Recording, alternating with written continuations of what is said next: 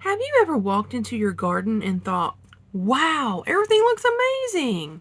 Only to notice every tomato has one peck in it. Not eaten, not stolen, just sampled. Apparently, birds are the Costco shoppers of the animal kingdom. They don't commit, they just want free samples. You spend 3 months watering, fertilizing, weeding, battling insects, and talking lovingly to your tomato plants. And one robin flies in like, needs more salt. Today, we are talking about how homesteaders keep birds out of the garden without a backyard battle. Let's get into it. Survival homestead teaching farm. Hey, hey, bless the dirt, bless the thorn. Survival homestead teaching farm. Oh, oh, we learn to live and live some more. Hard nights, sweet corn, hands are rough, hearts warm. Survival homestead teaching farm. What is the first rule, you might ask?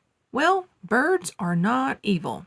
Before you start plotting against your feathered freeloaders, let's remember something. Birds are actually incredibly helpful.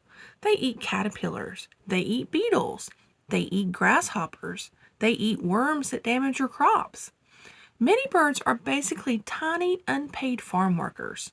The problem is they don't understand employee boundaries. They are like that coworker who helps themselves to everyone's lunch from the break room refrigerator. Sure, they're productive, but stop eating my strawberries, Carl. Method number 1, bird netting. It is the most effective option, but it's not glamorous. It isn't exciting. No one has ever posted glamorous Instagram photos saying, "Look at my beautiful bird netting." But it works. It covers berries, blueberries, grapes, tomatoes, anything birds absolutely love. The trick is making sure the net stays off the plants. If birds can reach the fruit through the net, well, congratulations, you've just made them a buffet with table service. Use hoops or simple PVC pipe supports to lift the net above the plants.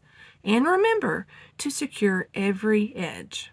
If there's one little opening, they will find it.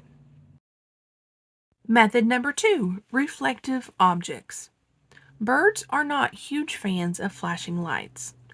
That's why people hang things like old CDs, reflective tape, pinwheels, metal pie pans, even shiny aluminum strips. Every time the wind blows, flash, sparkle, movement. The birds think, nope, this place seems haunted. The downside, birds are smart, really smart. After a while, they will realize, wait, that haunted pie plate hasn't actually attacked anyone. And then they ignore it. So if you use reflective items, move them around every week or two. Keep the illusion alive. Method number 3, fake predators. Ah, yes, the classic fake owl. Every garden center sells them. Some even have heads that turn. They look intimidating for about 3 days.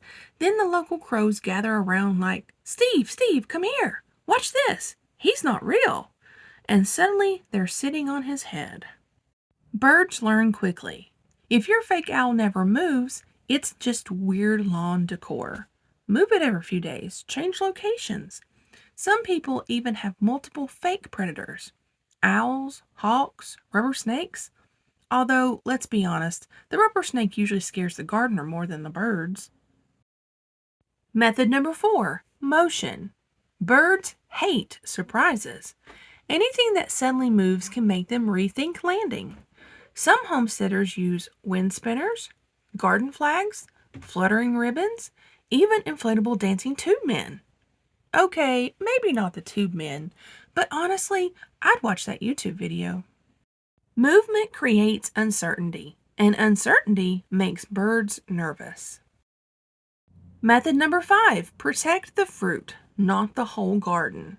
Here's something experienced gardeners figure out. You don't have to cover everything. Protect what's valuable. Blueberries? Cover them. Grapes? Definitely. Your prize-winning heirloom tomatoes? Absolutely. The lettuce? Most birds don't care. No sense wrapping your whole property like it's preparing for hurricane season. Method number 6, give birds something else. This sounds backwards, but sometimes the easiest way to protect your garden is to distract the birds. Plant mulberries, elderberries, serviceberries, sunflowers. If birds have easier food available, some of them leave your vegetables alone. It's basically opening another restaurant down the street. Sure, some customers still come to yours, but the wait times improve. Method number 7, water sources. Here's something many gardeners do not realize. Sometimes birds are not eating your tomatoes, they're drinking them. Tomatoes are mostly water, so during hot weather, birds peck holes just to get moisture. Provide a bird bath. Keep it full. Suddenly, your tomatoes become much less interesting. It's kind of like choosing between bottled water or biting into a watermelon every time you're thirsty. Method number 8, harvest early. Birds know exactly when fruit ripens. Honestly, I think they have neighborhood newsletters. Attention everyone, Mrs. Johnson's blackberries will be ripe Tuesday at 8 a.m. Don't wait until everything is perfectly ripe. Many fruits continue ripening indoors. Pick tomatoes just before they're fully ripe. Harvest peaches a little early. Beat the birds to the punch. It's not cheating, it's strategic gardening. Method number 9, garden dogs and cats. Now, some homesteaders swear their dog keeps birds away. Others have barn cats. Just remember, cats do not discriminate. Birds, chipmunks, mice, sometimes your gardening gloves. If you have outdoor cats, remember they can have a significant impact on local bird populations. So, if your goal is simply protecting vegetables, there are other gentler methods. Dogs, on the other hand, mostly just enjoy supervising. My dogs would probably watch the bird steal my tomato, then look at me like, well, are you going to do anything? Method number 10, accept sharing, just a little. Here's the hardest lesson. Nature doesn't operate on property lines. Birds do not know your mortgage payment. They do not know how much you spent on compost. To them, everything belongs to everyone. Now, I'm not suggesting you donate half of your harvest, but if the birds get a few berries, that's okay. Especially considering they spent all spring eating insects that would have destroyed your plants. Think of it as paying tiny feathered employees. Just don't let them negotiate for raises. After talking about all of these methods, let's now talk about how you can avoid some rookie mistakes. First, don't rely on only one scare tactic. Birds adapt quickly. Rotate methods. Mix movement with reflective tape. Use netting on valuable crops. Move your fake owl. Keep changing things. Second, don't wait until birds have already discovered your garden.